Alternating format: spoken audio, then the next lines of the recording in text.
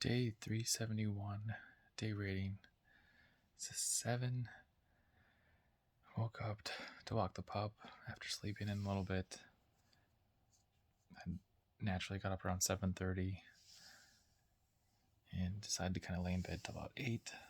Then took the pup for a walk, came back, hydrated a little bit, had a banana, trying to debate what I wanted to do.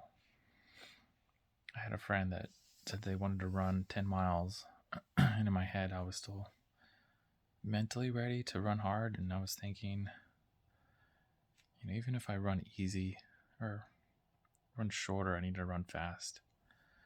Because yesterday I took it fairly easy, and it's kind of the hard day recovery, hard recovery. So today was supposed to be geared up for the race. Race got postponed because they couldn't get enough. The company couldn't get enough people together that they had outsourced the duty to. And so I was thinking about it, and I said, I'm feeling good. I'm feeling all right. It's nice outside. Let's see if we can do like a 10-mile tempo. And it was going back and forth as I'm thinking, this is outside my spectrum. At least with a 15K race, there's other people there. There's a start line. I'd have a good warm-up. And you can kind of get into the feel of things, being around so many other people racing. And I've seen the fitness booth set up, and the start and finish line hearing the gun go off. And all those things help get you in that mindset of it's a race, be ready to run hard, be ready to run fast, don't quit, don't give up type of deal. So today I was getting out there, and I put a little bit more of a competitive shoe on than my regular easy running shoes,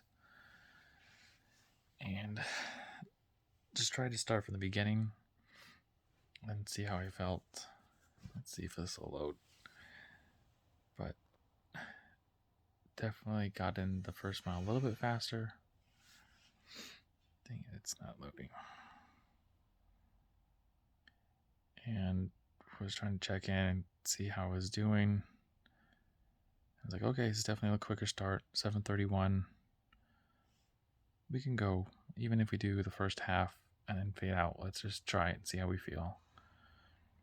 Then get to 6:54, 6:46, 6:43, 6:36, and then 6:31. And right around mile 5.5, I had felt my body, excuse me, kind of relax and ease into the gear. If that,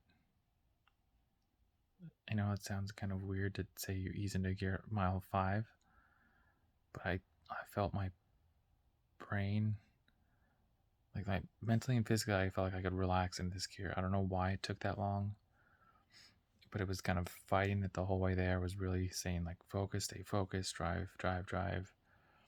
Don't ease up. Let's keep progressing, keep pushing, keep your rhythm.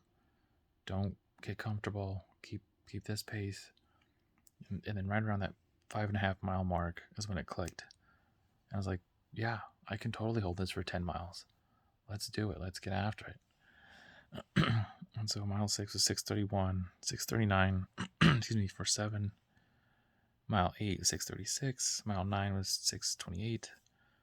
Mile 10 was 6:18. And I was thinking, this kind of would have been like a mile warm up for the 7:31 and closing at 6:18. I was trying to think, like, let's see if we can get under 6. Let's get 5:50, 5:55. So I was definitely trying to push a little bit, but it still felt great. It was really surprising. There was definitely some times around mile 2, 3, and 4 where I was questioning if I was gonna continue to do the tempo, but it felt fine. I don't know if this is something I want to do more regularly, like every other week, but I'm glad I did it to test myself and almost be a rust buster, since it's been a few months since I raced. Then I came back, I felt good. I was playing the pup a little bit, but I was thinking I need to eat because got the other run planned for later. So I had some chicken. Did I have anything else? No, just chicken. It's almost like chicken tacos. Put a little spinach and salsa on there. Just for extra protein, extra taste and flavor. Then, what happened? Gave the pup a little treat. Tried to watch a little TV, and then decided to cut my hair. You can't really see right now, but it looks a little cut. It's a little bit cleaned up. It's getting a little long. I changed it up a little bit. It didn't go as good as the fade on the sides, but didn't go all the way back. Anyways, it's fine. I was happy with it. It just took a while to keep hacking away at it. I was having a hard time because it grew out that extra week. I was also listening to the Suns game about 10-15 minutes after starting cutting my hair. My dad calls me like, "Hey, are you watching the game? Did you find a way to stream it?" I'm like, I didn't even know they were playing right now.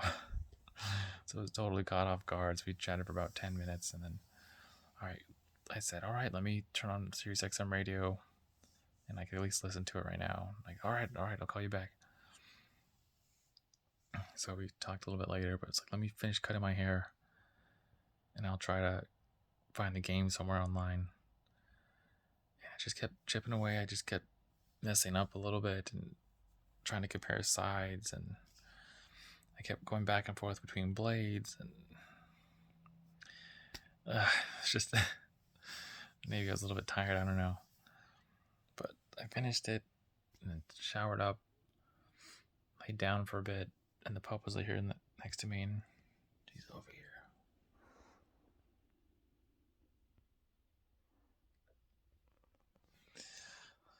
She's over here next to me again, but she had laid down, like, all right, if you're going to lay down, I can just kind of had a pillow back over here on the bed. And took a little 15-20 minute nap and got up and found a couple more hairs on this side that I needed to cut. So I cut those, walked the pup again, and then went to meet up with my friend Helen, to do 10 miles. And like, oh, so what happened to your race? And I said, oh, got canceled, but I still ran. I still wanted to get in my pace. I was still feeling good, and I mentally wanted to see how I was feeling. So I said, why not? Let's just run our 10 miles. And they said, what was your pace?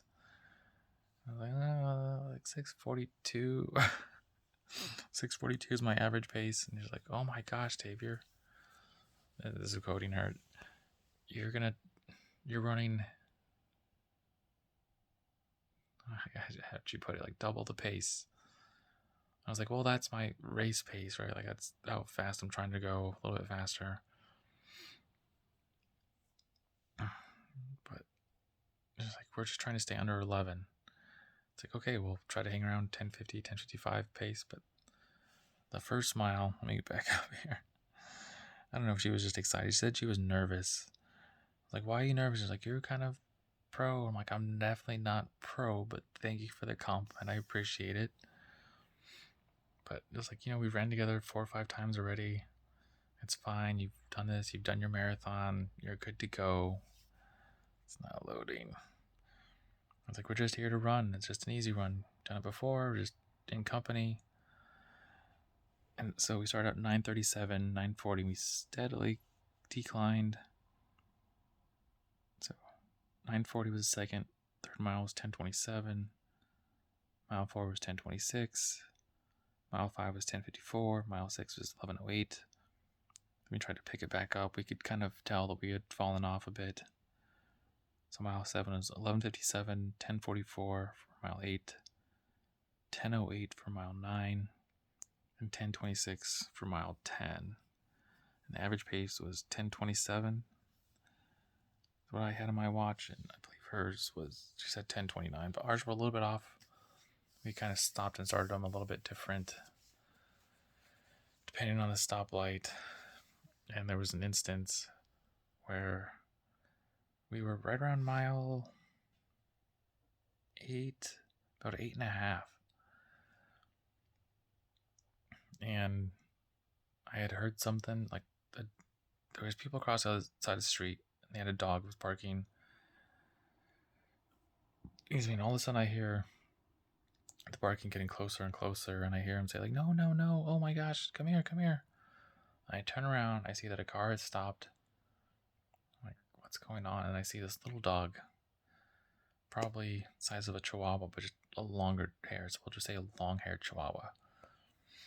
Had gotten away from their owner and was coming up next to us and like yapping. "Wah, wah, wah, wah, wah." So I had stopped because I saw another car coming towards us, and I don't know if they saw the dog cross the street, and so I was worried that the dog would take off and get hit by the car. So I just knelt down real quick and kind of like, "You're okay, calm down." And I got within like 4 or 5 feet of the dog, and the dog had just barked a couple more times and was still unsure. But I had the leash on. The owner finally crossed the street. He's like, "Oh my gosh, I'm so sorry. I'm so sorry." My friend Helen got a little spooked. She was a little bit weary of dogs. And I was fine. I saw the car, read the situation real quick, and just said, I don't want this dog getting hit and crossing, and the owner not seeing it. Not the owner, sorry, one of the drivers not seeing it. So I'll just stay here and calm down until their owner can come back, pick him up. It's like, "Oh my gosh, I'm so sorry. I'm sorry." I'm like, "It's fine. It wasn't an aggressive dog. It's more of the, people like to say, big dog syndrome, where they like to bark at everything." And that's what it was. And then Helen had kind of taken off. I think her adrenaline was going because, again, she's not too familiar with dogs and has had some instances with dogs and need to go get shots for him because of potential rabies scares. So, and she explained that to me during the run. So I was like, I get it. Don't feel bad. I thought that was my dog. That especially it was 2 weeks ago that happened. So I know that they can get away. And it wasn't threatened by this dog. It was just, let's just take care of the dog, take care of the owner's okay. But anyways, the weird thing was that happened, and then on my first run, it happened again, but it was a different dog. It was almost it looked like a sled dog. So it was white with a little bit of spots, and I had heard some dogs yapping on the far side of the canal, which is normal. There's always a bunch of dogs over there. And then was one on this side. I was like, I don't remember there being a dog here. And then at one point, I look over a little bit behind me, and I see the dog had like jumped up on the fence. It had its front paws hanging out, and its nose hanging out too, and was kind of looking around. I'm like, oh my gosh, like that dog's ready to go. And it didn't look like vicious. It wasn't trying to growling and snarling. I was like, maybe it just got panicked or was startled by the other dog's barking, so I wanted to peek up its head out and see who was there. So I just keep running, and I'm fine. And then all of a sudden I hear a kid pop out and start yelling at the dog and say the dog's name's Henry. Like, "Henry, no, Henry, come here." So I turn around and I see the dog's following me. It has a leash on. And the dog wasn't barking. It was just kind of, oh, there's someone to run with. Let's go run. And again, it looked like a sled dog. So maybe its natural instinct is, let's go run. It's time to run. My owner's going or someone's going. Let's follow it. Let's use some energy and run. And so I'd kind of turned around. I'm like, no, go back to your owner. And I started walking towards the owner. And like the dog had kind of turned and looked at me. It's like, I'm confused. I want to go with you to go run, but there's my owner. It's like, go back to your owner. Shoot, and the dog made its way back. And then once the owner had it, I took off again. But strange to have the first time I've ever done 2 10-mile runs, and both times a dog had gotten off the leash. So I don't know. It was a weird day, but a good day. I feel great. I don't feel too tired. I feel a little dehydrated, so I've been trying to drink a bunch of water now, but I got in the 130 push-ups for the day, so that's good. I got it in a 50-mile week with the miles, which is good. And I even ran a little bit shorter than I wanted to yesterday, and a little bit shorter than I wanted to the day before, but just the timing and trying to get out of town.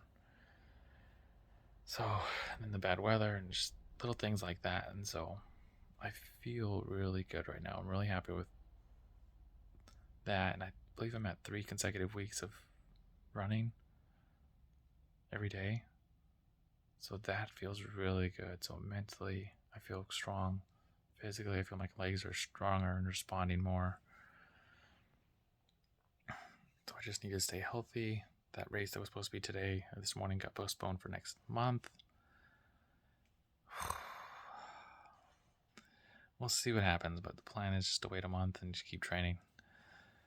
But I am inching closer to my 38 days because I'll be 38 this year.